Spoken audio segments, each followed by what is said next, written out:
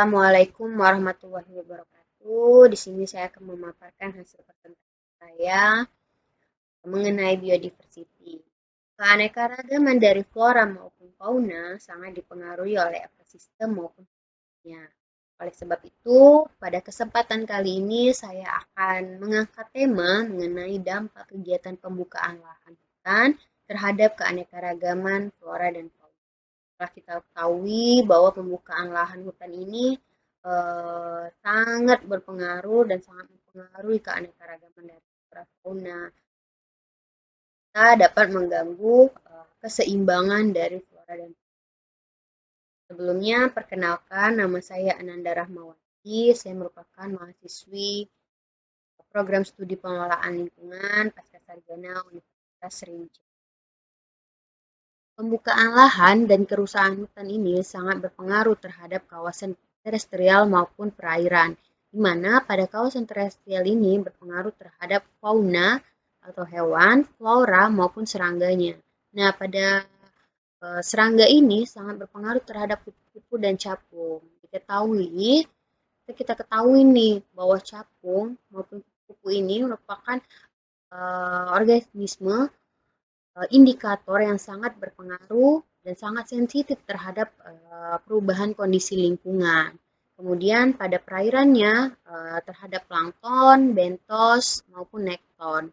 Nah, salah satu upaya pengelolaan lingkungan yang dilakukan untuk mengembalikan kerusakan hutan maupun pembukaan lahan yang telah dilakukan itu dengan cara direklamasi maupun direvegetasi. Untuk mengetahui apakah kegiatan reklamasi dan revegetasi ini berhasil, perlu dilakukan monitoring serta evaluasi apakah kegiatan tersebut berhasil dan berpengaruh atau tidak terhadap keanekaragaman serta populasi yang berada di dalam kawasan tersebut. Kemudian kita lihat nih dampak pembukaan lahan atau kerusakan lahan terhadap kupu-kupu. Kenapa? Kupu-kupu itu menjadi organisme yang penting pada suatu kawasan. Telah saya jelaskan tadi bahwa kupu-kupu itu salah satu organisme indikator lingkungan di mana memiliki tingkat sensitif yang sangat tinggi. Selain itu, kupu-kupu ini bukan hanya menyukai dan memakan nektar, dia juga pada kupu-kupu jenis tertentu itu menyukai makan seperti getah kayu, kemudian menyukai sari-sari buah. Nah, hal inilah apabila terjadinya pembukaan lahan, maka menyebabkan sumber makanan dari kupu-kupu tersebut menjadi hilang dan kupu-kupu tersebut juga menjadi hilang. Nah, ini terlihat nih beberapa jenis kupu-kupu hutan yang tidak hanya menyukai nektar bunga, tapi juga menghisap sari-sari buah serta getah kayu, seperti dari jenis Papiloperatus, kupu-kupu yang mau menghisap sari bunga dari Clerodendrum paniculata, serta dari Lexias eagle merupakan spesies kupu-kupu yang hanya menghisap cairan buah. Kemudian ada nih simbiosis antara kupu-kupu jenis Maculena arion dengan tumbuhan Thymus pulegioides. Kupu-kupu dari Maculena arion ini bukan hanya menghisap nektar dari tumbuhan Thymus pulegioides ini, tapi juga meletakkan telur. Nah, di mana terdapat hal menarik nih dari tumbuhan ini. Terdapatnya hama. Hamanya itu ada Myrmica sabuleti, yaitu semut jenis Myrmica ini, di mana pada saat telur ini menetas, nah menjadi ulat ini memakan semut-semut ini, nah, hingga ia kembali lagi menjadi kupu-kupu dewasa. Nah, siklus inilah apabila terjadi gangguan, baik itu hilangnya tumbuhan dari Thymus pulegioides ini dapat mengganggu siklus hidup serta rantai makanan dari Maculena arion ini dan menyebabkan dapat hilangnya jenis dari Maculena arion ini.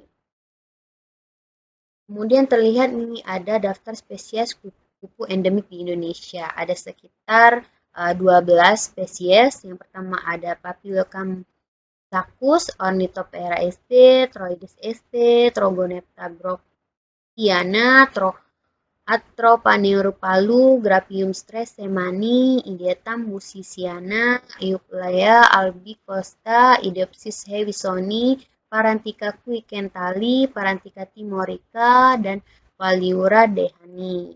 Kemudian kita lihat nih kasus kebakaran hutan yang berpengaruh terhadap kupu-kupu, yaitu yang telah diteliti oleh Kwon di Provinsi Gyeongsang, Korea Selatan.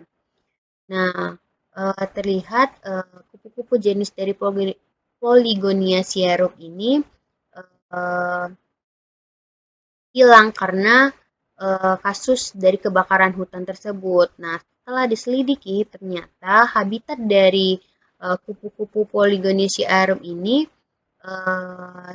tumbuhan dari Humulus japonicus dan Humulus lupulus ini banyak terbakar sehingga habitat tempat kupu-kupu tersebut untuk meletakkan telur menjadi hilang sehingga kupu-kupunya tersebut juga menjadi hilang. Kemudian kita lihat dampak pembukaan lahan atau kerusakan lahan terhadap capung. Kenapa capung menjadi organisme yang penting pada suatu kawasan hutan? Karena seperti telah saya jelaskan, capung merupakan hewan indikator kualitas lingkungan. Capung ini sangat sensitif terhadap kualitas lingkungan. Nah, di sisi lain juga, capung ini memiliki dua habitat, yaitu pada perairan dan juga daratan, di mana pada saat capung ini kawin, ia akan meletakkan telur-telurnya di pinggiran tanam pinggiran kolam. Serta pada saat fase menjadi nayat, capung ini juga banyak menghabiskan hidupnya di dalam perairan yang bersih. Dia sangat sensitif dan tidak akan mau tinggal pada perairan yang telah tercemar. Begitupun pada saat dia menjadi capung dewasa, dia sangat sensitif dan jarang ditemukan pada kawasan maupun kondisi lingkungan yang tercemar. Nah, apabila suatu kawasan maupun habitat tersebut tercemar dan tidak menyediakan sumber makanan yang cukup, maka dapat terlihat nih perilaku makan dan dimakan dari capung tersebut. Seperti terlihat pada slide itu ada kontaminata memangsa capung dari jenis Pygmaena. Nah, sebaliknya apabila suatu kawasan tersebut bersih, baik, tidak tercemar, maka kita terlihat nih perilaku kawin dari capung tersebut. Seperti terlihat pada slide itu ada perilaku kawin dari capung jenis Pseudagrium microcephalum, Lestes primorsus, dan Ortetum sabina. Terlihatnya perilaku kawin dan meletakkan telur dari Odonata ini dapat mengindikasikan bahwa masih tersedianya lingkungan yang ideal bagi capung tersebut. Nah, kemudian terlihatnya nayat pada suatu kawasan ini. Diketahui nayat ini nih dalam perairan ini dapat hidup selama beberapa bulan hingga beberapa tahun. Dan nayat ini sangat sensitif terhadap kondisi air. Nah, dia tidak akan mau tinggal pada kondisi perairan yang tercemar. Kemudian kita lihat juga nih dampak pembukaan lahan atau kerusakan lahan terhadap komposisi ikan di subdas Lematang. Nah, pada penelitian kali ini dilakukan di subdas Lematang karena pada kawasan ini banyak sekali kegiatan seperti kegiatan tambangan batu bara, pemukiman, serta industri yang berpotensi mempengaruhi kawasan sungai di Lematang tersebut. Nah, Sungai Lematang sendiri memiliki dua anak sungai, yaitu Sungai Sandaran dan Sungai Pengkilan.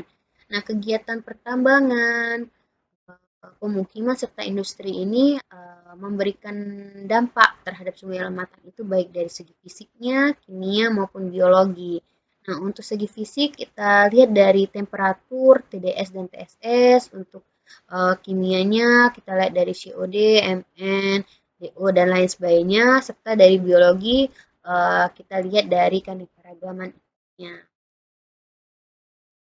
Nah, pembahasan kali ini telah saya jelaskan tadi hanya berfokus pada daerah aliran sungai atau das Lematang yang berada di Kabupaten Nah, hingga tahun 2021 setidaknya terdapat 14 perusahaan tambang batu bara yang beroperasi di sekitaran Subdas Lematang.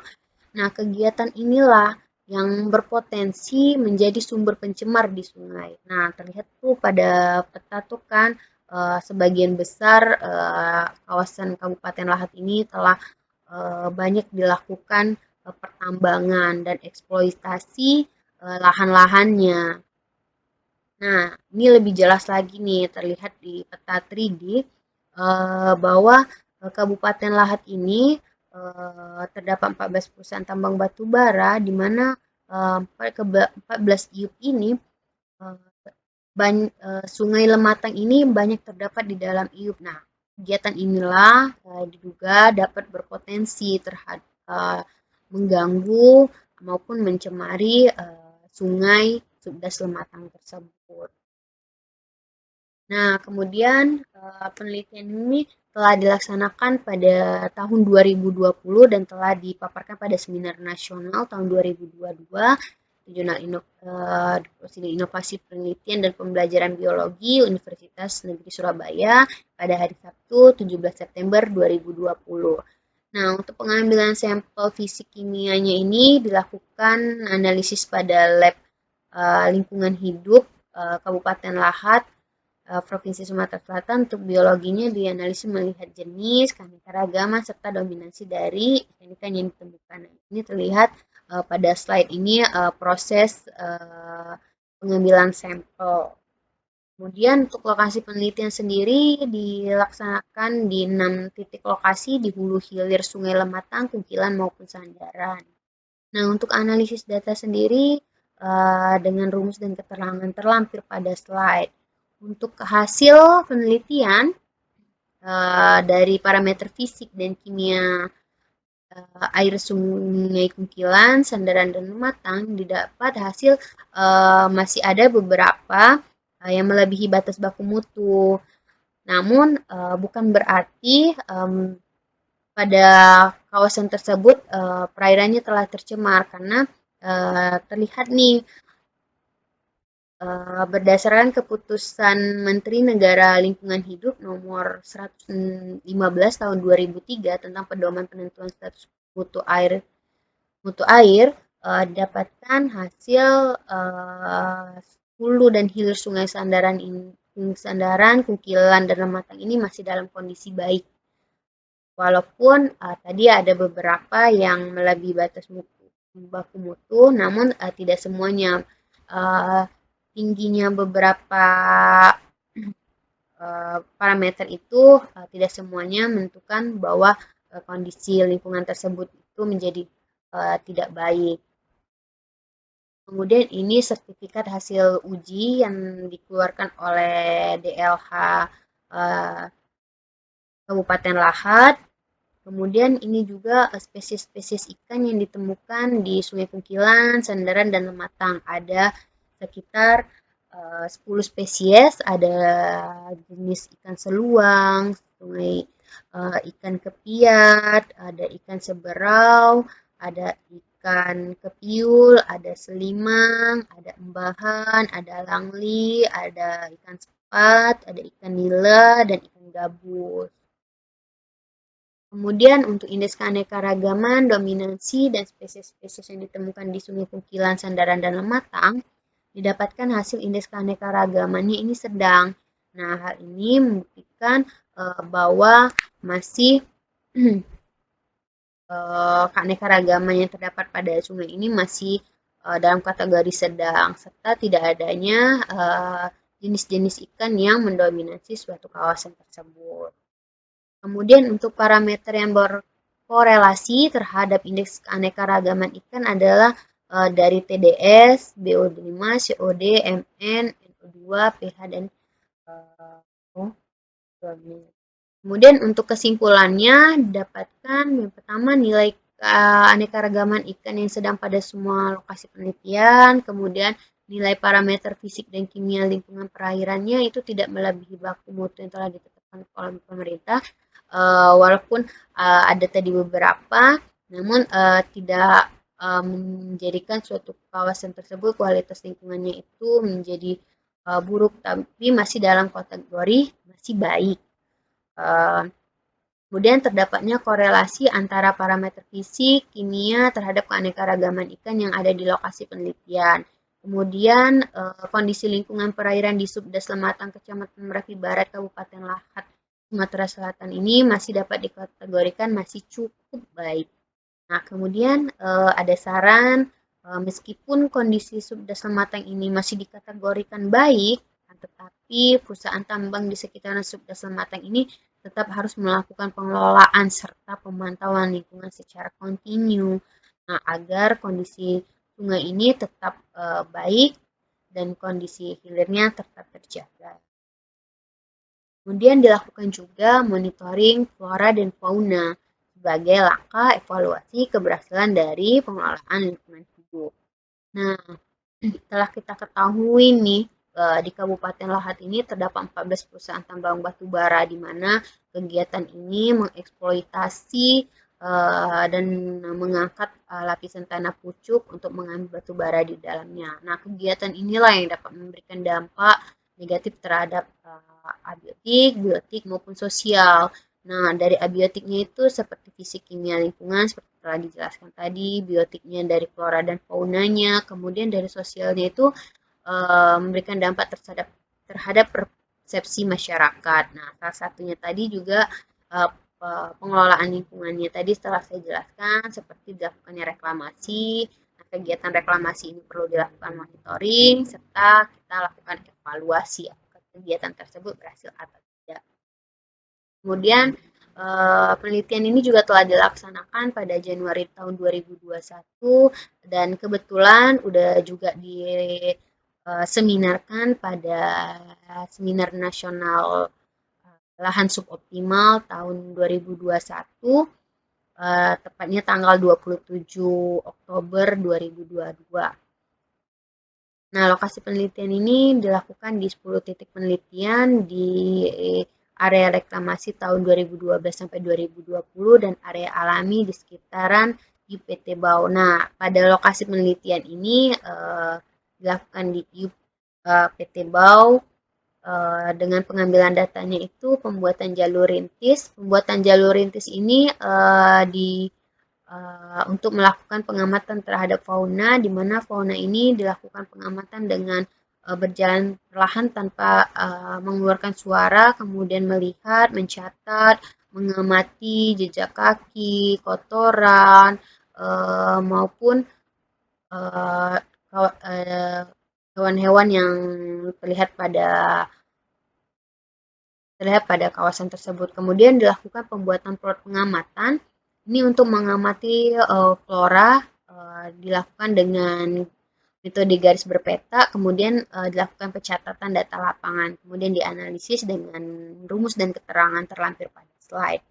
Nah, kemudian pada lokasi penelitian untuk flora dan faunanya ini didapatkan untuk flora ada sekitar 60 spesies dan ditemukan 3 spesies ini berstatus IUCN-nya near treatment, yaitu ada Glutarengas, Intisia bijuga, dan Swietenia mahagoni, serta satu spesies ini berstatus endanger, yaitu ada Petrocarpus indicus. Nah, sedangkan total fauna yang ditemukan ada 40 spesies nih, ada dari jenis kelas mamalia, aves, amfibi, reptil, dan insekta. Nah, didapatkan pada fauna ini ada satu spesiesnya ini berstatus IUCN ini endanger, yaitu ada Presbylitis melalopos, serta 2 spesies berstatus vulnerable, yaitu ada Macaca fascicularis dan Trachypithecus cristatus, dan satu spesiesnya berstatus treatment, yaitu Phaenicrophorus diardi. Nah, untuk indeks keanekaragaman fauna pada lokasi penelitian ini didapatkan hasil indeks keanekaragamannya ini sedang, karena didapatkan nilai lebih dari 1 dan mendekati angka 3. Nah, terlihat bahwa kegiatan reklamasi yang dilakukan ini masih tergolong bagus, baik. Nah, karena dilihat nih pada slide, revegetasi tahun 2012 ini mendapatkan nilai 2,44, mendekati nilai dari area alami, yaitu 2,81. Nah, hal ini juga menunjukkan bahwa kegiatan reklamasi ini berdampak terhadap keanekaragaman, serta kegiatan reklamasi ini juga memerlukan waktu untuk mengembalikan ekosistem tersebut menjadi stabil kembali. Nah, pada lokasi penelitian ini didapatkan 5 kelas, yaitu ada mamalia yang ditemukan berjumlah 6 spesies. Itu lutung simpai ini berstatus endanger nih. Kemudian monyet ekor panjang dan lutung kelabu ini berstatus vulnerable, dan kerbau serta tupai berstatus least concern. Kemudian insekta yang ditemukan berjumlah 9 spesies dan berstatus least concern, reptil yang ditemukan berjumlah 5 spesies dan berstatus least concern, amfibi yang ditemukan berstatus 2 spesies dan berstatus LC, kemudian mamalia yang ditemukan itu berjumlah 18 spesies, yaitu ada Penicoperus diardi berstatus near treatment, spesies lainnya berstatus least concern. Kemudian indeks keanekaragaman flora pada lokasi penelitian didapatkan hasil sama halnya seperti indeks keanekaragaman fauna, yaitu didapatkan indeks keanekaragamannya ini masih dalam kategori sedang karena didapatkan nilai lebih dari 1 dan mendekati angka 3. Tingginya keanekaragaman yang dapat pada lokasi penelitian mengartikan tidak adanya vegetasi yang berkelompok sehingga kerapatan vegetasi itu tinggi. Kerapatan vegetasi yang tinggi dapat memungkinkan terbentuknya habitat bagi fauna, serta tingginya keanekaragaman dapat menjadi sumber makanan bagi fauna tersebut untuk tumbuh dan berkembang. Nah, pada slide ini telah ditampilkan beberapa jenis tumbuhan yang telah didapatkan pada area revegetasi, namun tidak semuanya saya tampilkan karena terkendala oleh batasan tempat. Kemudian didapatkan kesimpulan bahwa kegiatan reklamasi yang telah dilakukan oleh PT BAU ini masih dapat dikategorikan berhasil berdasarkan penilaian keanekaragaman flora dan fauna. Telah saya jelaskan juga kegiatan ini semakin terlihat pada saya tadi, pada kegiatan ini di tahun revegetasi 2012 nilai yang didapatkan ini mendekati pada area alami sehingga kegiatan revegetasi ini masih dapat dikategorikan berhasil. Kita berpengaruh terhadap keanekaragaman baik itu flora maupun faunanya. Nah, untuk nilai indeks keanekaragaman flora dan fauna ini memiliki nilai lebih dari 1 sehingga kondisinya masih baik, serta flora yang ditemukan berjumlah 60 spesies yang diklasifikasikan dari jenis semai sampai dengan pohon besar. Kemudian fauna yang ditemukannya sebanyak 40 spesies yang terdiri dari 6 spesies mamalia, 18 spesies apes, 2 spesies amfibi, 5 spesies reptil, dan 9 spesies insekta. Sekian presentasi dari saya. Tutup. Wassalamualaikum warahmatullahi wabarakatuh.